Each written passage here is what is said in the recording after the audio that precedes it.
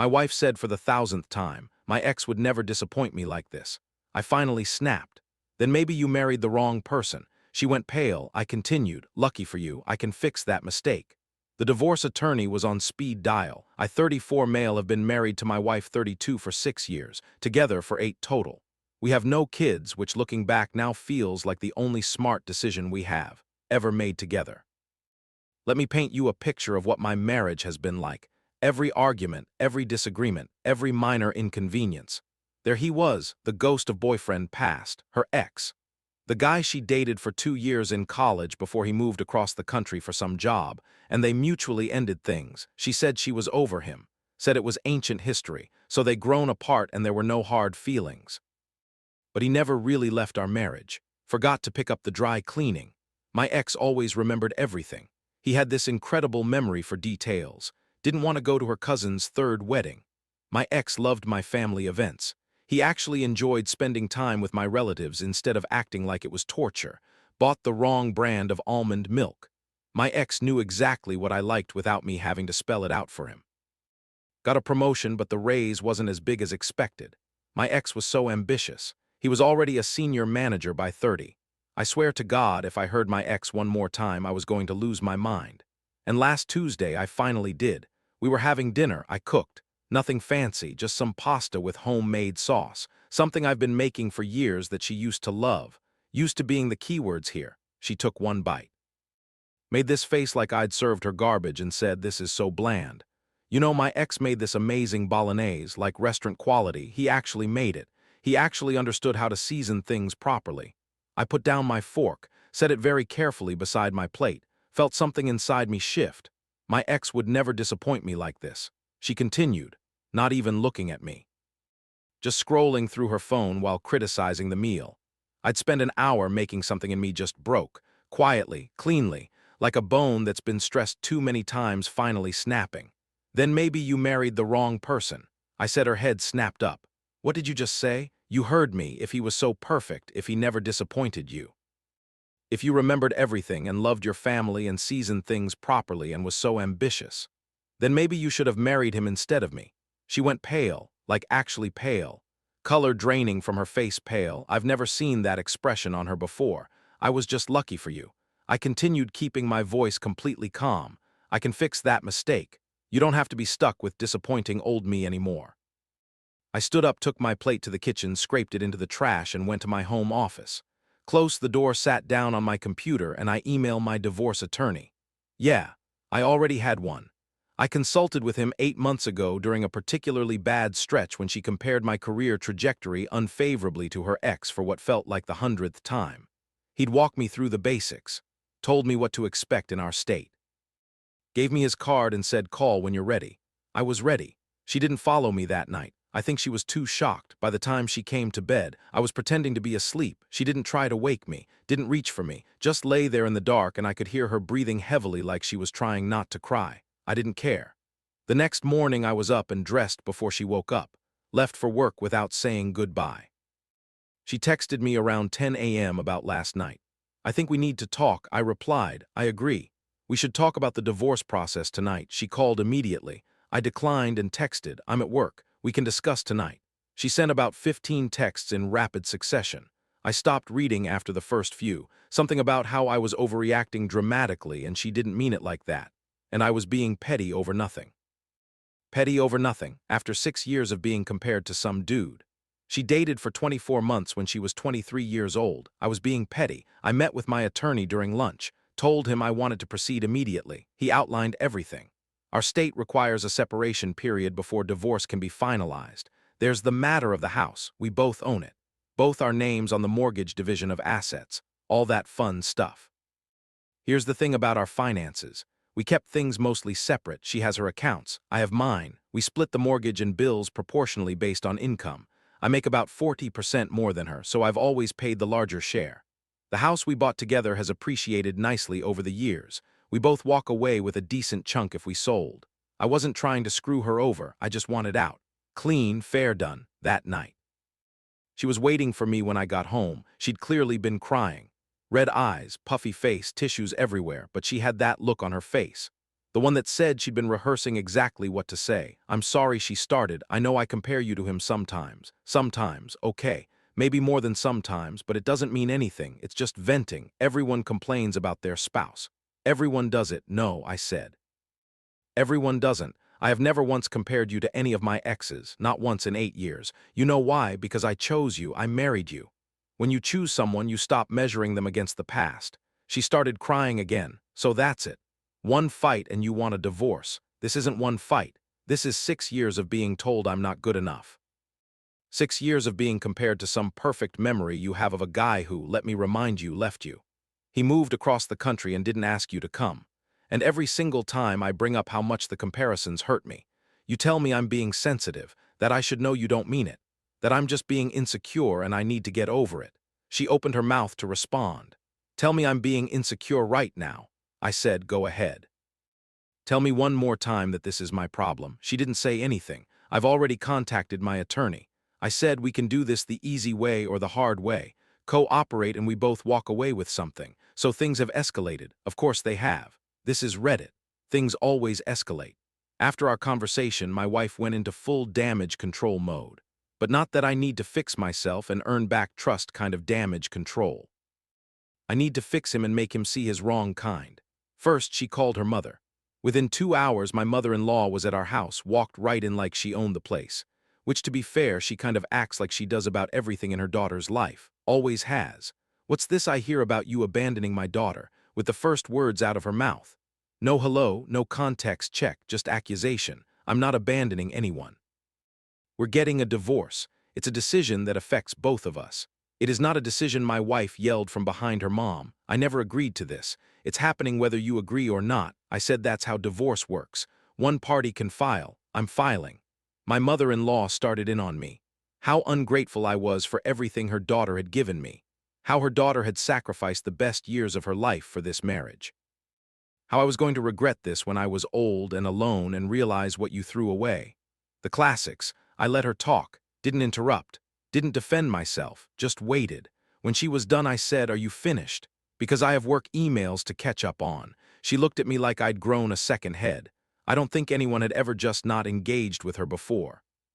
She's one of those people who feeds on conflict, on getting a rise out of people, and I was giving her nothing. You're making a huge mistake, she said. Absolutely huge. Noted. You can leave now. She didn't leave. She stayed for 3 more hours crying with my wife in the living room while I worked in my office with the door closed. Finally, they left together. My wife going to stay with her parents until I came to my senses. Fine by me. The house was peaceful for the first time in years. I made myself dinner, seasoned exactly how I wanted. Didn't hear a single complaint, but that was just the beginning. Over the next few days, I started getting messages from people I hadn't talked to in months. Friends of hers, some mutual friends, even a couple of my own relatives who were close to her family through church or whatever. The story she was telling. That I was having a mental breakdown. That I'd snapped out of nowhere without any warning. That she was the victim of my sudden and cruel abandonment after years of being a devoted wife. Not a single mention of the years of comparisons. Not a word about the ex thing. According to her narrative, we had a perfect marriage and I just woke up one day and decided to destroy it for no reason. One of her friends actually sent me a message saying, "I can't believe you do this to her. She's always said you with the love of her life." I screenshot that and sent it back with, "Funny, she spent 6 years telling me her ex was better than me at everything. Maybe ask her about that before you decide who the victim is here."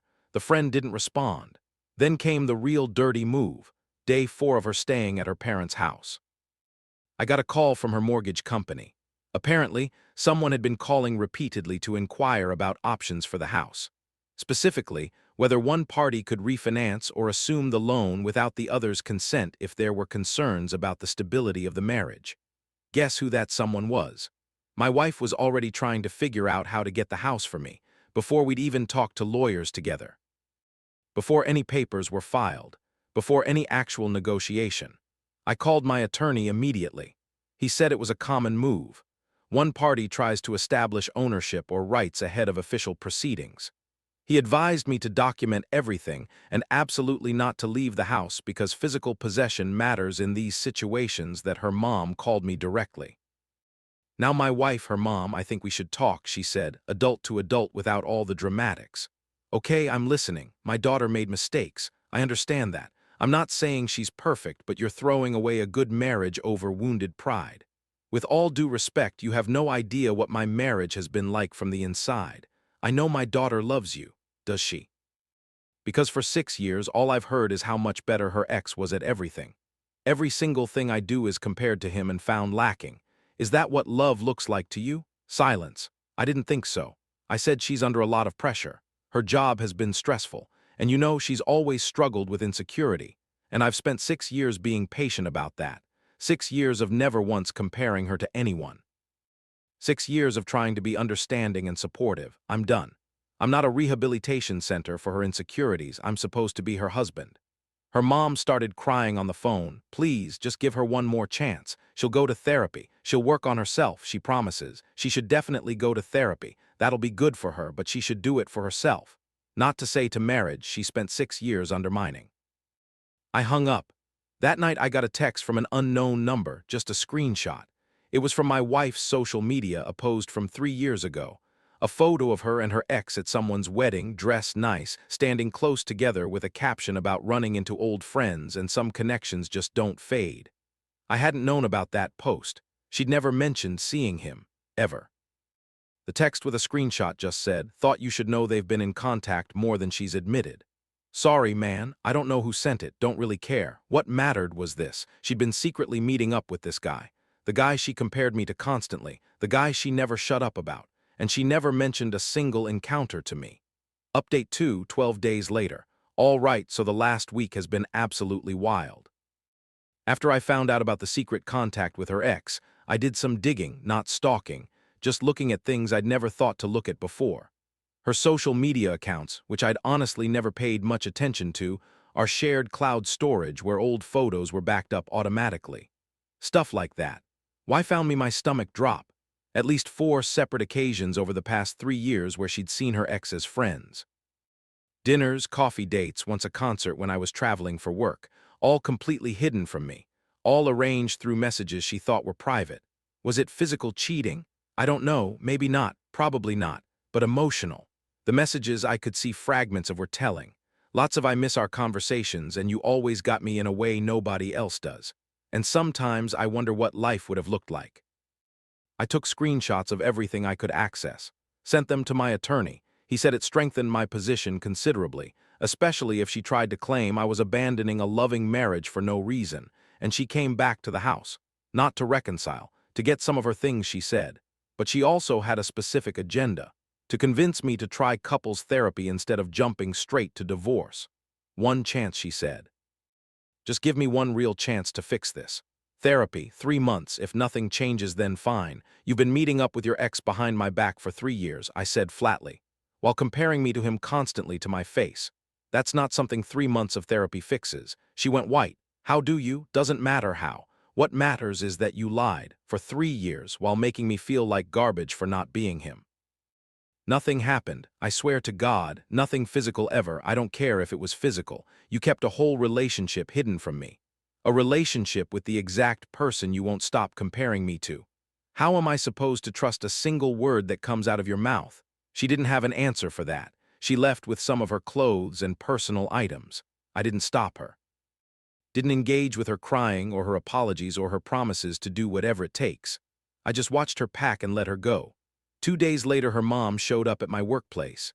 Yes, at my actual job, the place where I earned the income that paid for most of our house. I work in a professional office setting, business casual, open floor plan, client occasionally walking through. And here comes my mother-in-law marching past reception, demanding loudly to speak to me about a family emergency.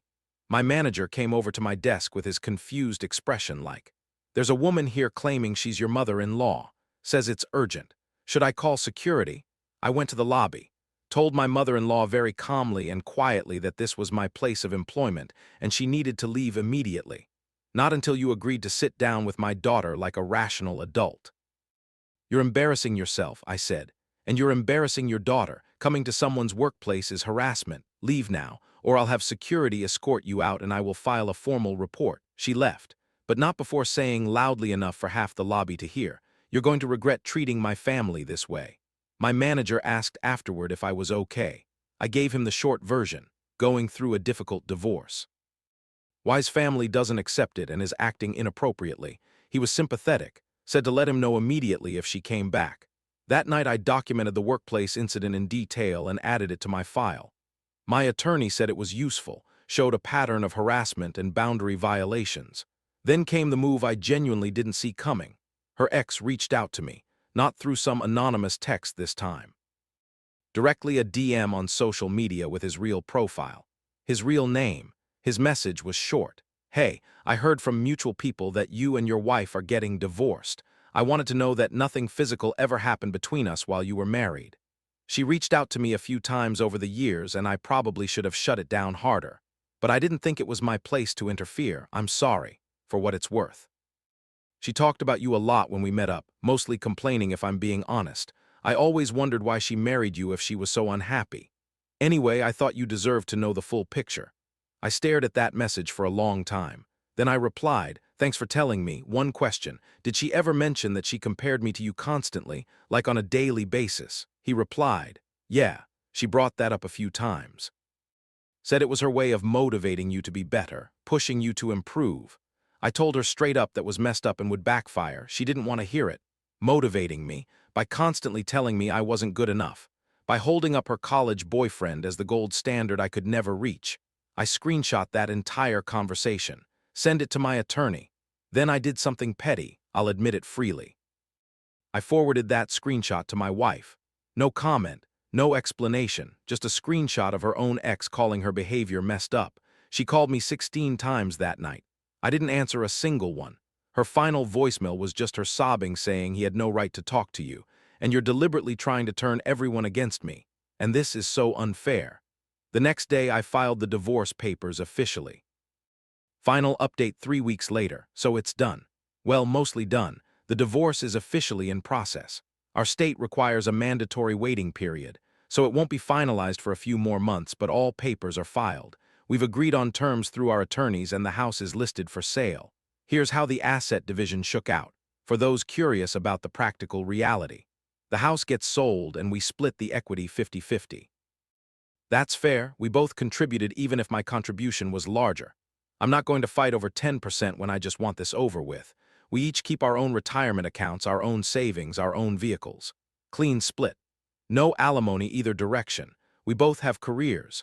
I'm walking away lighter than I came in financially speaking. Legal fees ate into things substantially. The housing market isn't amazing right now.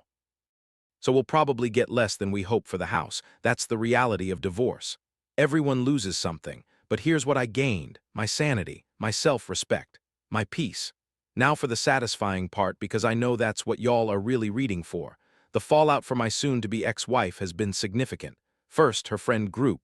Remember how she was telling everyone I had a mental breakdown and was cruelly abandoning her? Well, those screenshots I mentioned, the ones showing her secret meetups with her ex and the messages where he confirmed her behavior was messed up. Those have a way of getting around in social circles. I didn't post them publicly. I'm not trying to destroy her publicly. But when her friends reached out to me directly to call me a monster, I responded with context. Just facts. Here's what actually happened over 6 years. Here's documentation. Make your own conclusions. Most of them stopped reaching out after seeing the evidence. A few actually apologized for assuming the worst about me. Second, her mother, the woman who showed up at my workplace and caused a scene. Turns out that little stunt got back to my wife's father, who I've always gotten along with. He was not pleased about his wife harassing me at my job. There was apparently a significant family blow up about boundaries and appropriate behavior and making the family look crazy. He actually sent me a brief apology text. Just, "I'm sorry for my wife's behavior, your workplace. It was wrong and I've addressed it." He also mentioned that his daughter had finally been forced to admit to the family about the secret meetings with her ex.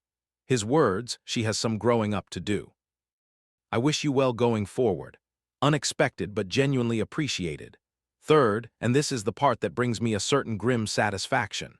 The ex, remember how my wife spent 6 years comparing me to this perfect, flawless, amazing guy. The guy who never disappointed her, who made restaurant-quality food and remembered everything and was so ambitious and successful. Turns out once word circulated that she was getting divorced and had been secretly meeting up with him, his girlfriend found out. The girlfriend he'd been with for 4 years. The girlfriend he was apparently planning to propose to soon. She dumped him and my wife, fresh off filing for divorce. Apparently thought this was her golden opportunity. Her chance, the universe finally aligning to give her what she always truly wanted. A second chance with a perfect ex. She reached out to him, made her move, said something along the lines of, "Now that we're both single, we can finally be together the way we were always meant to be." He turned her down completely, finally, decisively. According to what filtered back to me through mutual connections, he told her that he'd moved on from her years ago, and she was living in a fantasy version of our past that never actually existed. That he never seriously considered getting back together. That he only stayed in occasional contact because he felt somewhat sorry for her. And that, frankly, her behavior toward me throughout our marriage had shown him a side of her personality he found genuinely ugly. She spent 6 years telling me this guy was perfect, holding him over my head constantly like a trophy I could never win, making me feel like a consolation prize she'd reluctantly settled for because she couldn't have what she really wanted. And when she finally got her chance, he didn't want her either. When I heard that, I laughed. I actually laughed out loud alone in my apartment. Not because I'm glad she's suffering. I don't wish her genuine harm, but the irony is just too perfect. She destroyed our marriage chasing a fantasy, and the fantasy looked at her and said no thanks. As for me now, I'm okay, really and truly okay. The apartment I'm renting while the house sale process is small, but it's entirely mine. Nobody criticizes my cooking. Nobody compares me to anyone. I go to bed without that knot in my stomach wondering what I'll be found lacking in tomorrow. I started seeing a therapist, not because I'm falling apart, but because 6 years of being constantly told you're not good enough does something to a person. Even when you know intellectually it's not true, it gets inside you. She's helping me untangle all that. My friends have been solid throughout this. The real ones anyway, the ones who actually know me as a person, not just the version of me my ex presented. My sister told me last week that she's proud of me, said she'd been worried about me for years. Watched me get quieter and more withdrawn and didn't know how to address it. She's relieved I finally stood up for myself. Some nights are still hard. I'd be lying if I said they weren't. 6 years is substantial. There were genuinely good moments buried in there somewhere. Earlier years before the comparisons became constant background noise. Before I became just a series of disappointments to her, but mostly I feel relief. Like I've been holding my breath underwater for 6 years and I'm finally breaking the surface. To anyone reading this in a similar situation, being constantly compared, constantly criticized, constantly made to feel insufficient. You don't have to stay. You're not obligated to be someone's emotional punching bag just because you made vows. Sometimes the healthiest thing you can do is walk away. And sometimes, if there's any justice, the person who made you feel so small discovers that the grass isn't greener elsewhere. It's just different grass. And nobody else is going to tolerate their nonsense forever either. The pasta I made myself last night was excellent, by the way, perfectly seasoned. Thanks for listening.